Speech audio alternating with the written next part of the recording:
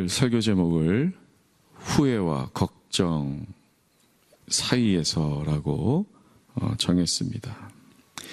이렇게 정한 이유는 우리가 살아가는 모습은 후회 아니면 걱정을 하면서 살아가고 있다 해도 과언이 아니기 때문입니다. 먼저 후회를 살펴보면요. 후회라는 것, regrets, 후회라는 것은 과거에 대한 것임을 알 수 있습니다. 과거를 생각할 때 우리는 후회하게 되는 것이죠. 내가 왜 그때에 그랬을까? 내가 왜 그때 그런 말을 했을까라는 후회를 하면서 우리는 과거를 생각할 때 후회하게 됩니다. 그런데 아무리 후회를 해도 그 결과는 달라지는 것이 없는 것 아닙니까? 과거에 일어난 일을 아무리 지금 내가 후회를 해도 물론 배울 수 있는 것은 배우겠죠. 근데 자꾸 과거로 돌아가서 후회만 한다고 그것이 달라지겠습니까? 그 과거가? 이전에 일어났던 일들에 대해서 계속해서 언급하면서 후회만 하고 있다면 그것은 과거에 얽매여 있는 모습입니다. 결국 현재의 삶을 제대로 살지 못한다라는 것이죠. 과거를 생각하고 후회만 하고 있는데 후회하는 지금의 내 삶은 제대로 못 살고 있다는 거예요. 현재의 삶을. 뿐만 아니라 과거에 대해서 후회만 하는 사람 곁에는 사람들이 같이 있고 싶어 하지 않아요. 늘 후회만 하는 사람. 그게 그렇게 그런 일이 불상사든 무슨 일이 일어났든 그거를 계속해서 얘기하는 사람 곁에는 그렇게 같이 있고 싶어 하지 않아요. 불편합니다. 동일한 잣대로 과거의 영광에 대해서만 자랑하는 사람, 내가 왕년에는 과거만 얘기하는 거, 자랑하는 거, 그런 사람과도 같이 있고 싶어 하지 않아요. 과거는 과거이죠. What about now? 지금의 삶은 어떠십니까? 후회하거나 자랑하거나 이 모든 것이 다 과거에 얽매여 있는 모습이고 현실을 제대로 살지 못하는 모습입니다. 그런데 후회보다 더 우리의 삶을 마비시키는 것이 있는데 바로 걱정입니다. 걱정이라는 것은 미래를 생각할 때 우리에게 일어나는 감정입니다. 아직 일어나지 않은 일에 대해서 걱정하는 것입니다. 그 일이 일어나지도 않았어요. 근데 걱정합니다.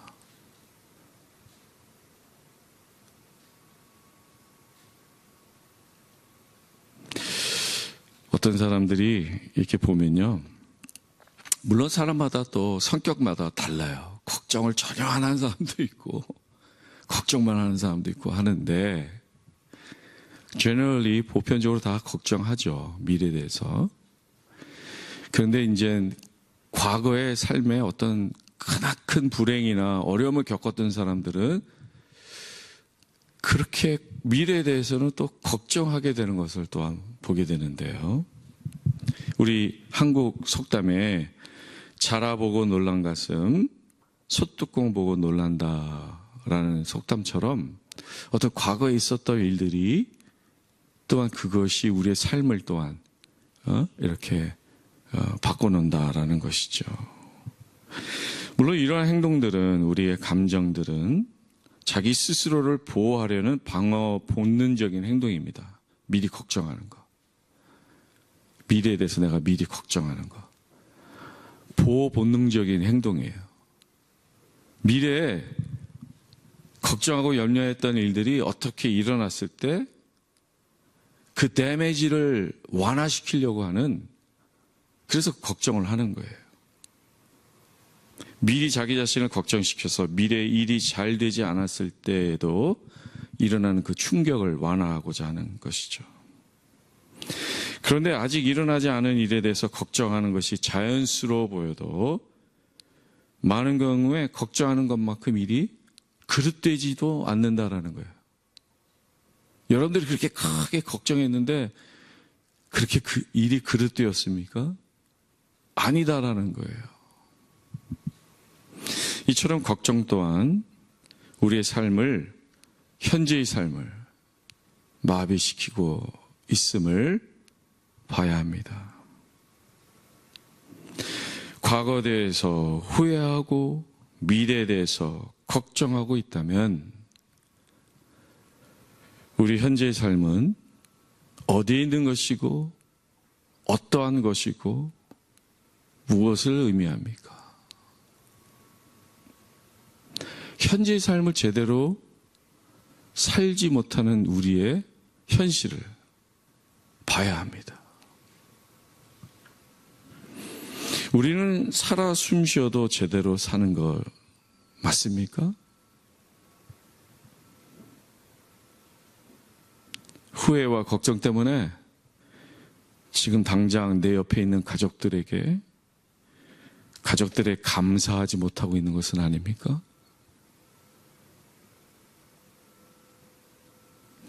내가 가지고 있는 건강, 그 모든 것들 감사하지 못하고 있는 것 아닙니까? 후회와 걱정 때문에. 길가에 핀 꽃들이나 푸른 하늘에 있는 구름들에게 조차 눈길을 주지 못하고 후회하며 걱정하며 살고 있는 것은 아닙니까? 이러한 우리의 현실을 구원해 주시는 유일한 길, 구원할 유일한 길은 기도입니다. 과거의 후회가 우리의 발목을 잡을 때, 미래의 걱정이 우리를 마비시킬 때 우리는 더욱더 기도해야 합니다. 기도는 우리가 하는 그곳이, 그 시간이 살아나게 합니다. 하나님 때문에.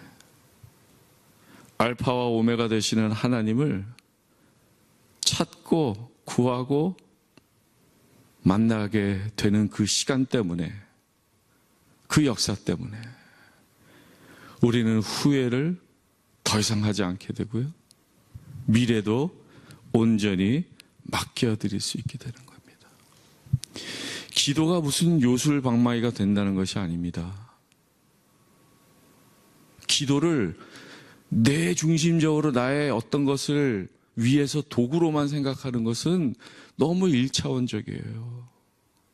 기도가 유일한 길이다라고 말씀드린 이유는 기도를 들으시는 하나님 때문입니다.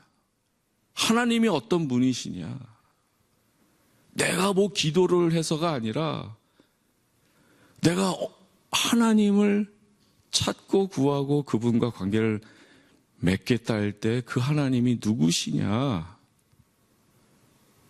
그것 때문에 기도가 살아나는 거예요. 하나님은 살아계신 하나님이십니다. 지금도 역사하시는 하나님입니다.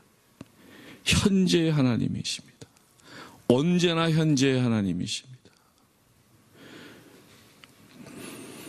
지난날 영광스러운 순간에 머물러 계시는 하나님이 아니고요, 또 먼 미래의 하나님만이 아닙니다. 그렇게 막연한 분이 아닙니다. 구약에서 하나님은 무엇이라고 고백하고 있습니까? 아브라함의 하나님, 이삭의 하나님, 야곱의 하나님. 이 말씀이 무슨 뜻이에요? 과거의 하나님입니까? 아닙니다. 안수일의 하나님, 장제인의 하나님, 죄송합니다. 여러분들의 현재의 하나님이 있어요. 여러분들의 현재의 삶에 살아계신 하나님, 우리의 기도를 들으시는 하나님. 그렇기 때문에 기도할 수 있는 거예요. 기도해야 하는 거예요. 죽은 자의 하나님이 아니라 산 자의 하나님이십니다. 지금 당장 이 시간 바로 우리의 현실에 역사하시는 하나님이십니다. 우리의 현실이 기쁘거나 슬프거나 그 현실에 관여하는 하나님이십니다. 그렇기 때문에 우리의 기도가 의미 있게 되는 것입니다. 과거를 뒤로 간 채, 그리고 미래 또한 맡겨드리면서 이 시간이라는 현재에서 하나님께 기도하는 것입니다. 여러분들에게 있는 현재의 삶에 계속해서 기도할 수 있는 것입니다. 그럴 때 우리의 후회는 사라지고 걱정도 사라지면서 우리의 현재가 살아나게 되는 것입니다. 우리의 현재가 하나님과 기도로 살아날 때 우리 과거는 더 이상 우리에게 힘을 쓰지 못할 것입니다. 우리의 미래도 더 이상 우리를 두렵게 할 수 없을 것입니다. 오늘 본문은 그래서 이렇게 말씀하고 있는 것입니다. 그런즉 너희는 먼저 그의 나라와 그의 의를 구하라. 그리하면 이 모든 것을 너희에게 더하시리라. 바로 이 순간 현재에 하나님께 기도할 때 하나님의 나라와 의를 구하라 하십니다. 그 하나님의 나라와 의를 구하는 기도는 하나님을 움직이며 하나님께서 우리의 미래를 열어주시고 책임져 주실 것입니다. 그래서 오늘 보면은 다음과 같이 결론 내리고 있습니다. 그러므로 내일 일을 위하여 염려하지 말라. 내일 일은 내일이 염려할 것이요 한날의 괴로움은 그날로 족하니라. 여러분들이 갖고 있는 현재의 삶의 기도의 제목들 하나님께 바로바로 기도 드리십시오. 살아계신 하나님께서 기도할 때마다 우리를 도와주시고 후회와 걱정을 사라지게 하시고 모든 것을 인도해 주실 것입니다. 기도를 하나님께서 우리에게 선물로 주셨습니다. 과거의 의미가 새로워지고 미래도 용기 있게 맞이할 수 있을 것입니다. 여러분들께서 살아계신 하나님을 날마다 순간마다 현재의 시간에 기도하는 그런 귀한 삶을 사시길 바랍니다. 함께 찬양하시겠습니다.